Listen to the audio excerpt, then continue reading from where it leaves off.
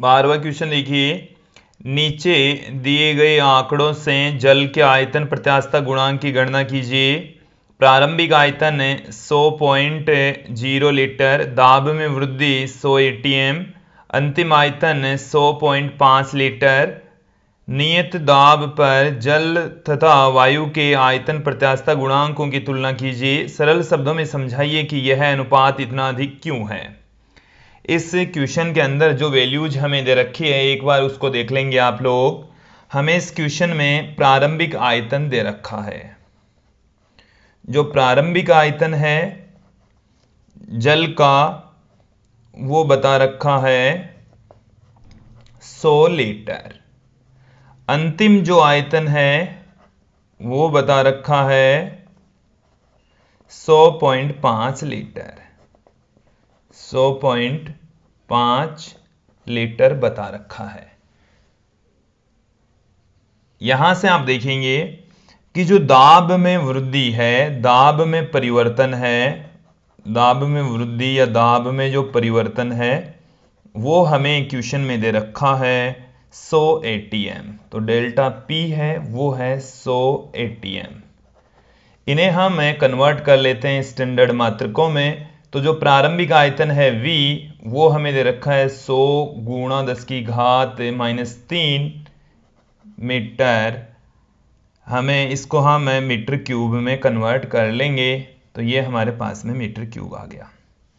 ठीक उसी प्रकार से जो अंतिम आयतन है उसको हम V' से यदि पुट करें तो वो है 100.5 इंटू 10⁻³ मीटर क्यूब। इसी प्रकार से जो डेल्टा पी है वो 100 गुणा में 1.013 इंटू 10⁻5 पास्कल। देखिए दोस्तों, हमें यहां पर यदि आयतन में परिवर्तन देखें तो आयतन में परिवर्तन डेल्टा V बराबर आ जाएगा V' माइनस V। तो 100.5 माइनस 100 गुणा में 10⁻³ तो यहाँ से कैलकुलेट करेंगे तो 0.5 इंटू 10⁻³ मीटर क्यूब प्राप्त हो गया है। देखिए दोस्तों, यहाँ डेल्टा V हमें मिल चुका है, डेल्टा P मिल चुका है, V हमें दे रखा है। आयतन प्रत्यास्थता गुणांक क्या होगा? आयतन प्रत्यास्थता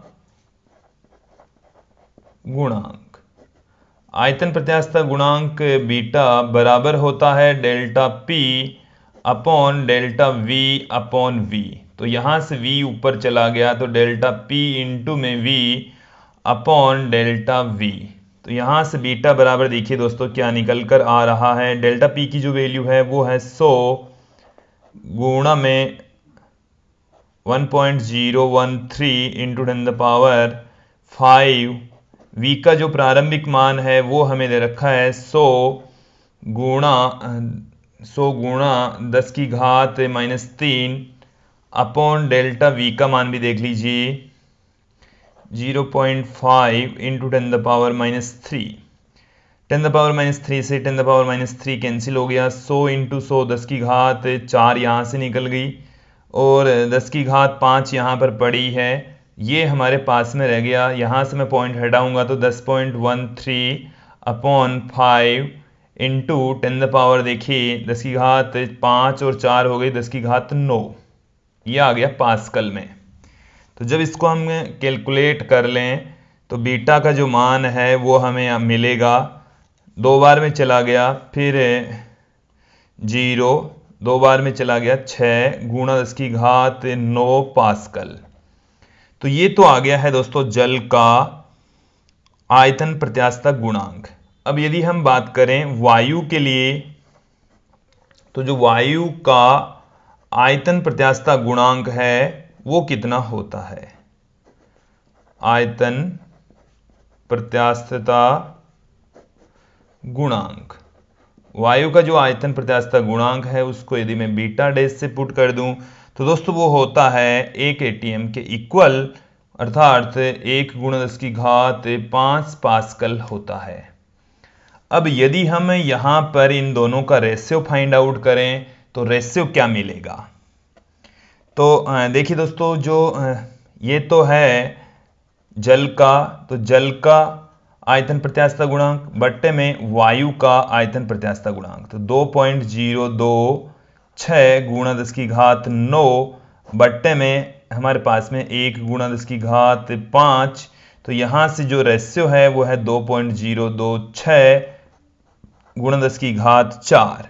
अब ये जो वैल्यू आ रही है दोस्तों वो काफी बड़ी वैल्यू आ रही है। उसके पीछे रीजन क्या है वो समझ लीजिए कि गैसों के अणुओं के मध्य जो लगने वाला अंतराण्विक बल है वो काफी कम होता है, उनके बीच में स्पेस होता है, जबकि द्रवों के अंदर जो अणुओं के मध्य लगने वाला अंतराण्विक बल है वो अधिक होता है तथा उनकी संपीड्यता का मान भी बहुत अधिक होता है दोस्तों।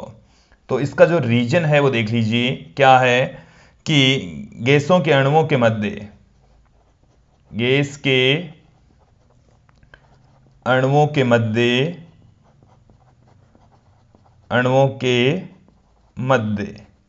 लगने वाला, गैस के अणुओं के मध्य लगने वाला अंतराण्विक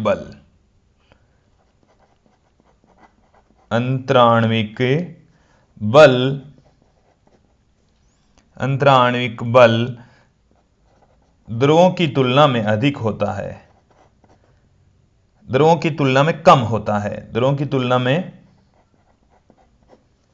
तुलना में कम होता है।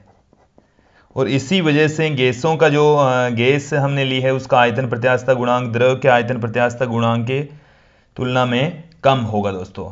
तो ये हमारे पास में रीजन है कि ये जो वैल्यू हमारे पास में आई है, जो रेशियो हमारे पास में है, वो इतना बड़ा आने के पीछे है कि गैस के अणु दूर दूर स्थित होते हैं, जबकि द्रव के जो अणु हैं वो बिल्कुल एक दूसरे के नज़दीक होते हैं, पास पास में होते हैं, इसलिए उनका जो आयतन प्रत्यास्थता गुणांक है गैसों की तुलना में अधिक होता है, संपीड्यता का मान भी बहुत अधिक होता है दोस्तों। तो ये था हमारी पाठ्य पुस्तक का 12वां क्वेश्चन।